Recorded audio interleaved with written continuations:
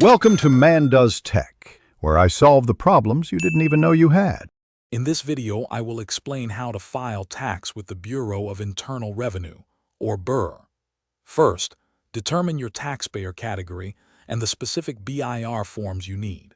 Next, collect all your financial records, including income statements and expense receipts. It's crucial to know the filing deadlines to prevent any late penalties.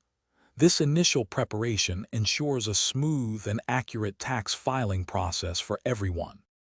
Once you have your forms, carefully fill them out, making sure every field is completed accurately. It's really important to double-check all your calculations to avoid any mistakes that could cause problems later.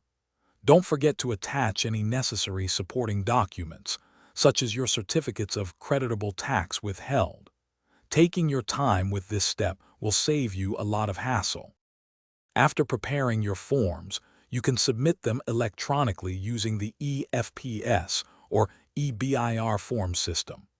Then, proceed to pay your taxes through any authorized payment channel, such as accredited banks or online platforms. Always remember to keep copies of all your filed forms and payment confirmations. Maintaining these records is essential for future reference and proof of compliance.